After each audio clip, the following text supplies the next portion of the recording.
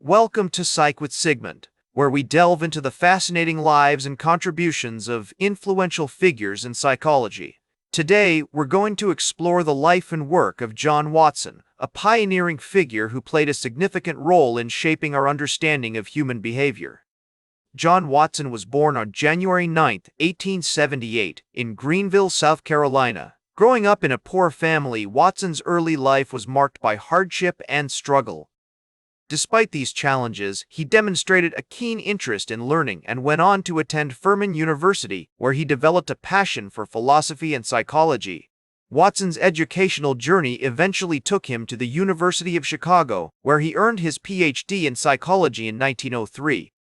Watson's introduction to psychology was heavily influenced by the works of William James and John Dewey, who emphasized the importance of environment and experience in shaping human behavior.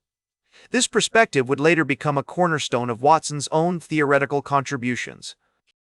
During his time at the University of Chicago, Watson also met his mentor, Henry Donaldson, who encouraged him to pursue research in animal behavior. Watson's most significant contribution to psychology was his development of behaviorism, a theory that posits that human behavior can be understood and explained through observable, measurable phenomena. In his seminal 1913 paper, Psychology as the Behaviorist Views, Watson argued that psychology should focus on studying overt behaviors rather than conscious experiences or internal mental states. This radical idea challenged the traditional introspective approach to psychology and paved the way for a more objective, scientific study of human behavior. One of the most famous examples of Watson's research is his work with little Albert, a young boy who was conditioned to fear a white rat through a process of classical conditioning. This experiment demonstrated the power of environment and experience in shaping human behavior and highlighted the importance of understanding the role of learning in behavioral development. Watson's work had a profound impact on the development of psychology as a field. His emphasis on observable behavior and objective measurement helped establish psychology as a science, paving the way for later researchers like B.F. Skinner and Albert Bandura.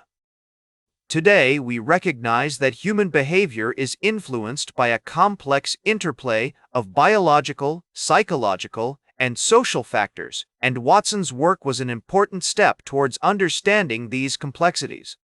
So, how does Watson's work relate to our everyday lives? For example, his ideas about classical conditioning can help us understand why we develop certain habits or phobias. If you're afraid of spiders, it might be because you learned to associate them with fear through some past experience. Understanding how these associations are formed can help us develop strategies for overcoming them. In addition, Watson's work on behavioral psychology has influenced fields such as education and advertising. By understanding how environment and experience shape behavior, we can design more effective learning environments and marketing campaigns that take into account the complexities of human behavior. Despite his significant contributions to psychology, Watson's approach had its limitations. His rejection of internal mental states and conscious experiences led some critics to argue that his theory was overly simplistic and failed to account for the complexity of human thought and emotion. Nevertheless, Watson's work remains an essential part of the history of psychology, and his ideas continue to influence our understanding of human behavior today. As we reflect on John Watson's life and work, it's clear that he was a true pioneer in the field of psychology. His emphasis on observable behavior and objective measurement helped establish psychology as a science, and his theory of behaviorism continues to shape our understanding of human behavior. Through his research and ideas, Watson has left an enduring legacy that continues to inspire new generations of psychologists and researchers.